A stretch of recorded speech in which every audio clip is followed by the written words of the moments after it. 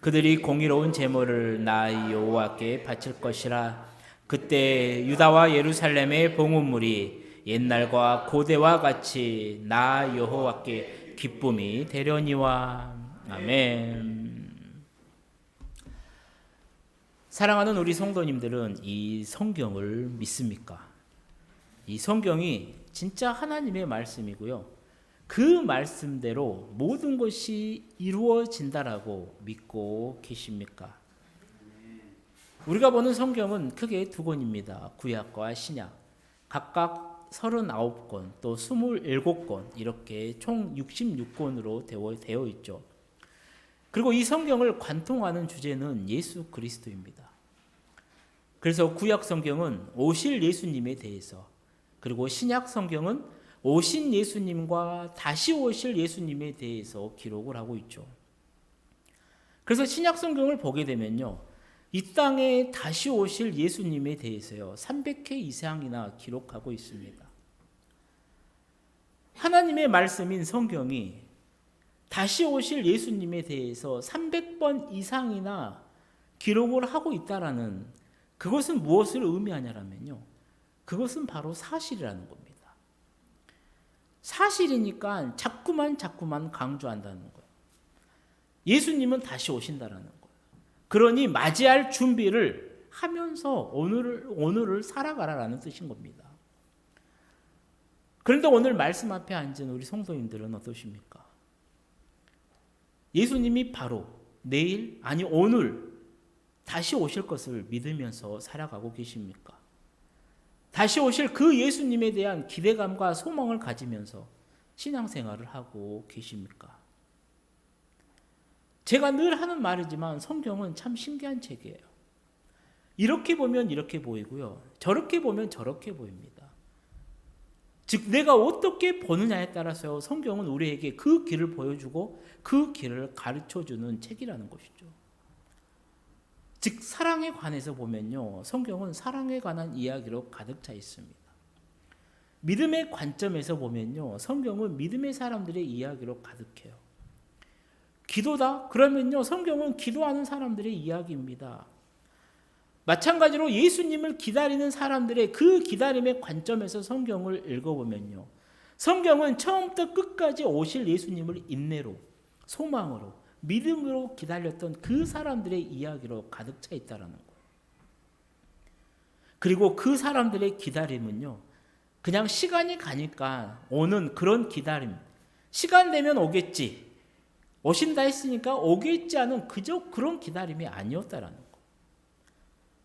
정말로 바랬고요, 정말로 원했고요, 정말로 간절했었던 그런 소망의 기다림이었다라는 겁니다.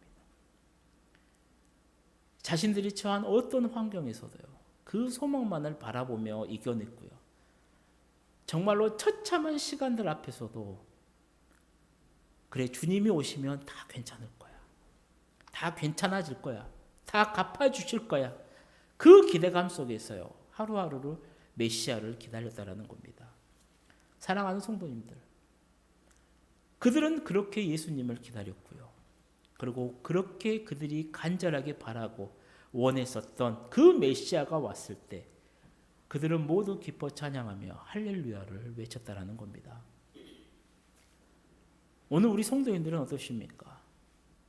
우리의 구주 되시고요, 나의 왕이 되시는 그 예수 그리스도를 그런 간절함으로 기다리고 계십니까? 그 기대감과 소망을 가지고 오늘 또 믿음의 길을 걷고 계십니까? 교회력은 태양력을 중심으로 계산하지 않습니다. 교회력은 중심은 예수님이에요. 그래서 교회력은 성탄 4주 전인 이 대림절 첫 번째 주일로 한 해를 시작합니다. 그리고 오늘이 대림절 첫 주일이니까 새롭게 한 해가 시작되는 것이죠. 이 대림의 의미는 간단하게 기다린다라는 겁니다. 오는 거예요. 도착한다라는 의미를 가지고 있어요. 즉 2000년 전에 오신 예수님을 내 마음속에 다시 모시기 위해, 또 장차 심판주로 오실 그 예수님을 기다리며 보내는 절기가 바로 이 대림절이라는 겁니다. 정말로 바라기는 사랑하는 우리 모든 성도님들이 이 대림절 기간을 지나면서요, 예수님을 기다리는 그 귀한 믿음을 다시 회복하시기를 축복합니다. 그래서 오늘은 대림절 첫 주일 이 말라기 말씀을 함께 생각해 보려고 합니다. 이 말라기서를 잘 읽어보면요, 말라기 예언자가, 이 선지자가 메시아에 관한 이 예언을 하고 있어요. 그런데 이상한 것은 무엇이냐면 하나님이 메시아를 그들에게 보내주겠다라고 약속을 하셨어요. 그런데 그 이유가 재밌습니다. 그 이유가 뭐냐면 정말로 이들이 메시아를 간절히 원하고 바라고 갈망했기 때문에 보내주는 게 아니라는 겁니다. 도리어 당시에 이 유다 백성들은요, 하나님을 외면하면서 살아가고 있을 때였어요. 말라기 선지자가 예언을 활동했던 시기는 기원전 400년, 한 420년경으로 추정을 합니다. 그리고 그때는 이 유다 백성들이, 이스라엘 백성들이 이 바벨론 포로지에서 다시 예루살렘으로 돌아왔었던 때예요. 유다 땅으로 돌아와서요, 그들은 바벨론에 의해서 파괴되었었던 그 예루살렘 성전보다는 좀 작지만 하나님의 성전도 지었습니다. 또 느헤미야의 지도력으로 인해서요, 그 성벽도 다시 세웠어요. 그리고 유다 백성들은요, 이제 성전도 세웠고 성벽도 재건을 했으니까 이제 우리에게는 곧 영광만이 가득할 것이다. 그 영광스러운 시대가 우리 앞에 펼쳐질 것이다를 기대하며 살았다라는 거예요. 우리 학개서 말씀을 함께 읽어보도록 하겠습니다. 내가 이 성전의 영광이 충만하게 하리라. 만군의 여호와의 말이니라. 은도 내 것이요 금도 내 것이니라. 만군의 여호와의 말이니라. 이 성전의 나중 영광이 이전 영광보다 크리라. 만군의 여호와의 말이니라. 내가 이곳에 평강을 주리라. 만군의 여호와의 말이니라. 아멘. 성전을 건축했어요. 성벽까지도 세웠습니다. 이제는요, 이스라엘 백성들은 기대감이 딱 하나예요. 할 것 다 했으니까 이제 하나님이 복 주실 것이다. 자, 그 일만 남았다라는 거예요. 그런데요, 그렇게 기대하면서 살았는데요, 시간이 흘러도요, 그들이 기대한 그 행복한 축복이 돌아오질 않아요. 100년이라는 시간이 흘렀는데요, 그들의 생활이 달라진 점이 없습니다. 아니요, 달라지긴 했죠. 어떻게 달라지냐면 그들의 삶이 더 어려워졌어요. 눈에 보이는 영광된 변화는 하나도 없습니다. 도리어 기근과 흉장만이 그들의 삶을 덮쳤어요. 매해 그러다 보니까 어떻게 되느냐, 이 이스라엘 백성들이 상심하게 돼요. 하나님의 약속을 믿지 못하게 됩니다. 그러니까 그들이 어떻게 되느냐, 하나님에 대해서 소홀하기 시작하더라는 거예요.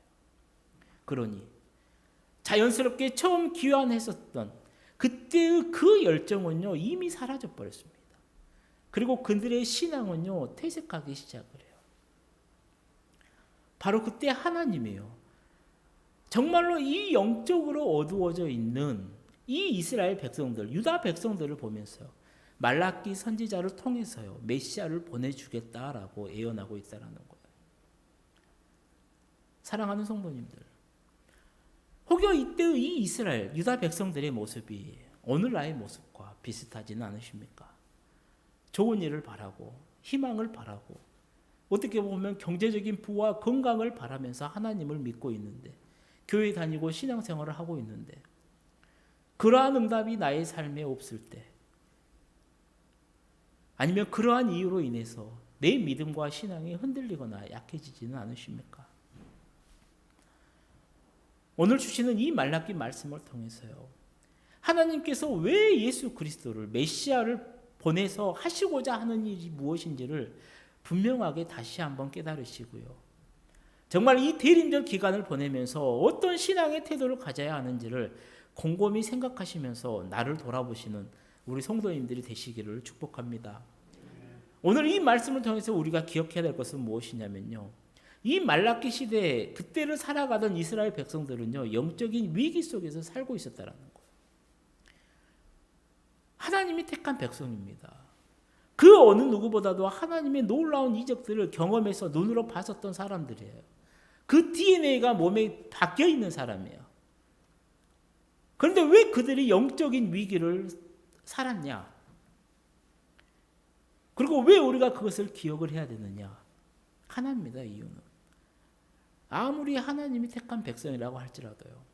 하나님과의 관계가 어그러지면요. 하나님으로부터 멀어질 수가 있다라는 거예요.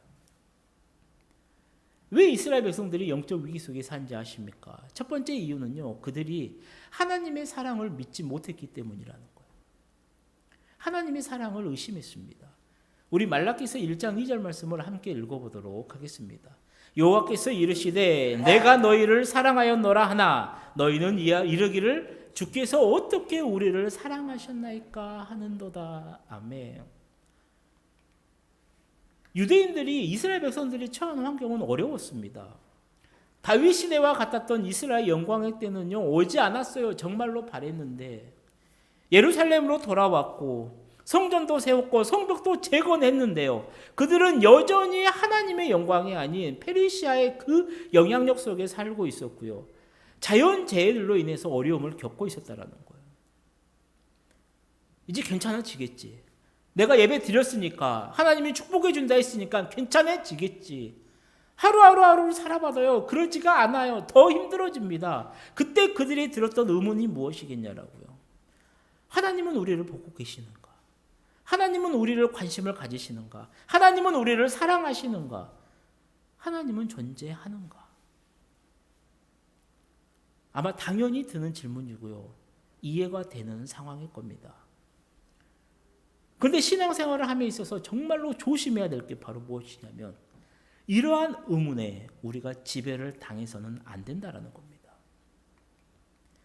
일본인 작가였던 엔도 슈샤쿠가 쓴 침묵이라는 책이 있더라고요. 소설의 배경은 뭐냐면 17세기입니다. 당시 일본 정부였던 에도 막부가요 세국 정책을 고수합니다. 그러면서 기독교를요 잔혹하게 탄압을 해요. 일본 정부는요 저 사람이 기독교이냐 아니냐를 구별하기 위해서 어떻게 하냐면 예수님이라든가 성모 마리아의 그 성화가 얼굴이 그려진 그림을 딱 놔둡니다. 그리고 그 그림을 밟고 지나가라 그래요. 만약에 그 사진을 봤는데 좀 주저함이 있다거나 못 밟으면요. 그들을 심하게 고문을 했습니다. 죽였어요. 바닷물에 빠뜨렸거나 그냥 화형으로 처해버렸습니다. 이러한 박해 때 유럽에서 일본으로 파송되었던 페레이라는 신부가 있었는데요. 그가 성화를 밟고 배교했다라는 소문이 유럽을 강타합니다. 그리고 그 진상을 파악하기 위해서요. 페레이라 신부의 제자였던 로드리고라는 신부가 일본에 들어오게 돼요. 그리고 이 로드리고 신부는요. 정말로 그때 당시에 이 일본의 기독교인들이 일본 속에서 받고 있었던 그 박해를 눈으로 보면서요. 이런 생각을 했다라고 하죠. 하나님을 믿는 자들이 저렇게 비참하게 죽어가는데 하나님은 무엇을 하시나? 하나님은 살아계시나? 혹시나 존재하는 것은 아닌가? 나는 이 의문에 빠졌다라고 합니다. 그리고 얼마의 시간이 흘렀어요. 이 로드리고 신부도 잡히게 됩니다. 그리고 로드리고 신부도요. 일본 정부에 의해서 배교를 강요당하게 돼요. 그가 계속해서 거부하자요. 일본 관리가 그에게 거부할 수 없는 제안을 합니다. 네가 예수 그림을 밟고 가면 저 일본인들을 살려주겠다. 그렇지 않으면 너 때문에 쟤들은 모두 다 잔혹하게 죽게 될 것이다. 그 일본 관리의 그 말을 듣고요. 로드리고 신부는요. 성화를 밟고 배교에 있었던 사람들, 특별히 그의 스승이었던 페레이라 이 신부를 떠오르게 됩니다. 선량한 하나님의 사람들을 살리기 위해 평생의 믿음이 대상이었던 예수의 얼굴을 밟고 지나가야 했었던 그 스승의 비참한 그 마음, 그것을 느낄 수가 있었다라는 것이죠. 한참을 그렇게 괴로워할 때 예수님의 목소리가 들렸다랍니다. 밟아도 좋다. 내 발은 지금 아플 것이다. 오늘까지 내 얼굴을 밟았던 모든 사람들도 똑같이 아플 것이다. 하지만 그 발의 아픔만으로 이제는 충분하다. 나는 너희의 아픔과 고통을 함께 한다. 그리고 로드리고 신부는요, 예수님의 얼굴을 밟았다라고 합니다. 그리고 왜 하나님이 침묵하신지를 드디어 깨달았다라는 것이죠. 하나님은 침묵하고 계신 것이 아니라 그 당시에 그 사람들과 함께 똑같이 수치를 당하고 똑같은 고통을 당하고 함께 그 잔혹한 시기를 통과하고 있었다라는 것을 깨닫게 되었다라는 겁니다. 말라기 시대의 유대 백성들은요, 자신들이 고난을 당할 때 하나님도 그들의 죄로 인해서 함께 고통스러워하고 계신다는 것을 깨닫지를 못했어요. 그래서 그들은 그저 하나님을 원망하고 하나님을 의심하고만 있었다라는 겁니다. 그때 하나님은요, 하나님의 사랑을 의심하는 유다 백성들에게 이렇게 이야기를 하는 거예요. 그게 무슨 말이냐? 이스라엘아, 너희 두 형제 야곱과 에서가 있었는데 내가 너를 형 에서보다 더 사랑하고 너를 택하지 아니하였느냐? 내가 너희를 사랑하는 것은 변함이 없는데 너희는 왜 그러느냐? 왜 이것을 모르느냐라고 말씀하는 겁니다. 사랑하는 성도님들, 내 주변에 일어나는 그 상황의 근거에서요, 하나님의 사랑을 평가하는 것은요, 정말로 위험한 일입니다. 그렇게 되면 사람들은 상황이 좋으면 하나님이 나를 사랑하겠고, 그렇지 못하면 하나님은 나를 사랑하지 않는다라고 느껴버리게 되기 때문이라는 겁니다. 오늘 여러분의 모습은 어떠십니까? 혹시나 하나님의 사랑을 유다 백성들처럼 평가하고 계시지는 않으십니까? 오늘 나의 모습을 잘 들여다보시고요. 정말로 그렇게 하나님을 평가했었던 부분이 있다라면 회개하시고요. 정말로 나를 사랑하시는 그 하나님의 음성에 귀를 기울이시기를 축복합니다. 두 번째, 그들이 영적 위기에 빠져 있을 수밖에 없었던 이유가 무엇이냐면요, 그들의 예배가 무너졌기 때문이에요. 우리 말라기 1장 10절 말씀을 함께 읽어보도록 하겠습니다. 만군의 여호와가 이르노라, 너희가 내 제단 위에 헛되이 불사르지 못하게 하기 위하여 너희 중에 성전문을 닫을 자가 있었으면 좋겠도다. 내가 너희를 기뻐하지 아니하며 너희가 손으로 드리는 것을 받지도 아니하리라. 아멘. 이유는 하나예요. 예배를 드리는 그들 마음속에 하나님에 대한 소망이라든가 희망이라든가 사랑이 없기 때문에 당연히 그들의 드리는 제사 예배는 외식이 됩니다. 형식적인 게 돼요. 하나님에 대한 경외함이 없이 드리니까 어떻게 됩니까? 그들의 예배는 하나님을 멸시하는 거라는 거예요. 하나님을 멸시함이 되어버렸다는 거예요. 사랑하는 성도님들, 분명히 기억하세요. 하나님이 기뻐하시는 예배가 있고요, 하나님이 기뻐하지 않는 예배가 분명하게 있습니다. 사람들이 많고 헌금 많이 하고 모든 것이 다 갖춘 그런 예배를 하나님이 받는다라는 것이 아니라, 정말로 그들 마음속에, 정말로 우리의 마음속에 하나님을 사모하고 하나님을 사랑하고 경외함으로 드리는 그 예배를 하나님이 기뻐하신다는 겁니다. 그런데 유다 백성들은 그렇지를 못했어요. 하나님을 사랑하는 마음으로 예배를 드리는 것이 아니라 세상과 이방 우상을 사랑하는 마음을 가지고 그들의 제사, 그들의 예배를 하나님한테 드렸다는 겁니다. 그러니 하나님께서 그들의 예배를 받지 않으세요. 이렇게 이스라엘의 예배가 무너진 데 가장 큰 원인은요, 제사장들에게 있었습니다. 그들부터가 하나님을 멸시했어요. 아침과 저녁으로 하나님한테 정기적으로 예배를 드려야 돼요. 그리고 백성들의 요구가 있으면 예배는 지속적으로 이루어져야 됩니다. 전에는 하나님에 대한 사랑과 경외함이 있었어요. 그러니까 하나님한테 예배드리는 이러한 일들이 자랑이고 특권이 되었었습니다. 그런데 하나님에 대한 신뢰가 없어요. 하나님에 대한 사랑이 없습니다. 경외하는 마음이 사라져버렸어요. 그러니까 그렇게 드리는 모든 예배가 이제 그들에게 짐이 되어버렸다. 그래서 하나님께서 이렇게 말씀하세요. 말라기 1장 7절 말씀이죠. 너희가 더러운 떡을 나의 제단에 드리고도 말하기를 우리가 어떻게 주를 더럽게 하였나이까 하는도다. 그게 무슨 말이냐면 당시 성전에는 진설병이 드려졌어요. 누룩 없이 구운 빵이에요. 하나님께서 일용할 양식을 공급해 주심을 상징하는 제물이 바로 이 진설병입니다. 이스라엘 12지파에 그 수대로 12개씩 성소의 상위에 두 줄로 놓습니다.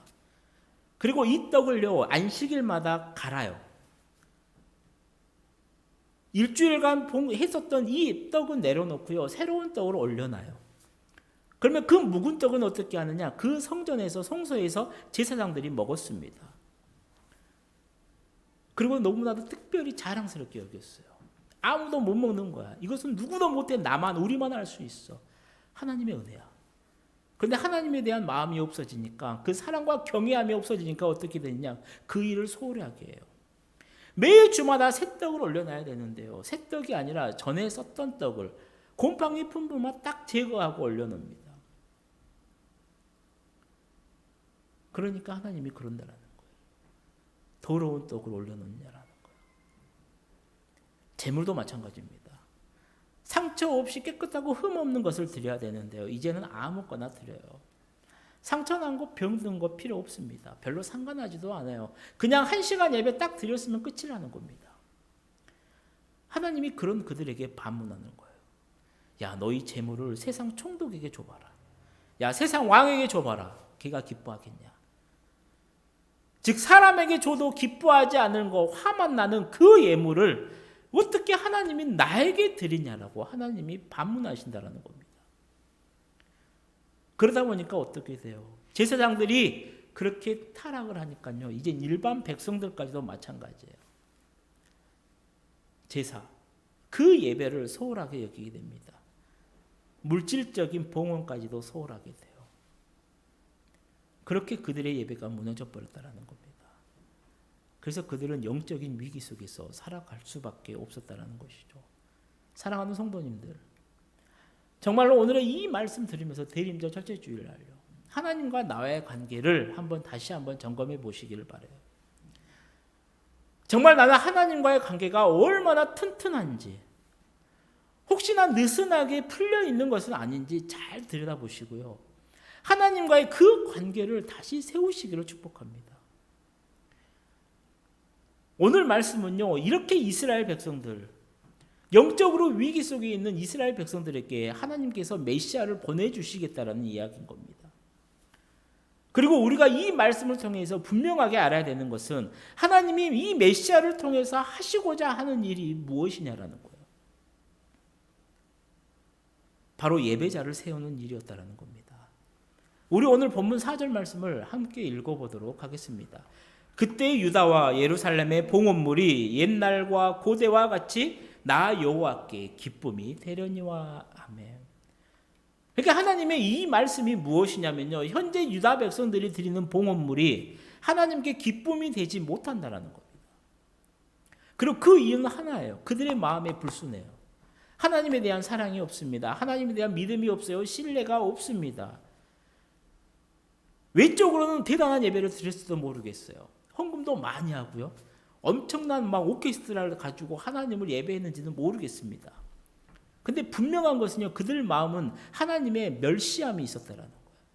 그러니까 하나님이 그 예배를 기쁘게 받으시지 않았다라는 거예요. 근데 하나님이 이것을 해결하기 위해서 하시고자 하는 일이 무엇이었냐? 바로 메시아를 보낸다라는 겁니다. 그렇습니다. 하나님은 죄인된 사람들을 깨끗게 하시기 위해서요, 메시아를 보내시고자 하셨다는 겁니다. 이스라엘의 하나님께 더러운 떡, 정말로 합당하지 못한 제물을 드린 것은 단순히 외형적인 문제가 아니라 그들의 그 마음이 죄로 더럽혀졌기 때문이라는 겁니다. 그래서 하나님은 그 더러운 것을 제거하시기 위해 바로 메시아를 보내셨다는 것이죠. 그리고 오늘 우리가 읽었던 본문 2절은요, 메시아를 이렇게 묘사하고 있습니다. 그는 금을 연단하는 자의 불과 표백하는 자의 잿물과 같을 것이라. 아멘. 메시아는 어떤 사람이냐라는 거예요. 금을 연단하는 그 자의 불과 같고 표백하는 자의 잿물과 같을 것이다라는 겁니다. 즉 우리를 죄로부터 깨끗하게 해주시는 분이 바로 이 메시아라는 겁니다. 불은요, 금을 연단할 때 필요합니다. 그리고 그 과정 가운데서 불순물이 빠져나와요. 잿물은요, 옷을 깨끗할 때 사용하는 겁니다. 세상의 옷을 깨끗하게 하고요, 바닥에 더러운 카펫을 깨끗하게 하고요, 건물을 깨끗하게 하는 많은 세제들과 표백제들이 많이 있어요. 하지만 우리의 죄를 깨끗하게 할 수 있는 세제는요, 세상에 어떤 것도 없다라는 거예요. 오직 예수 그리스도만이 우리의 죄를 태우실 불이고 깨끗하게 씻으실 잿물이 되신다라는 겁니다. 그리고 하나님이 우리에게 예수 그리스도를 보내신 이유가 여기에 있다라는 것이죠.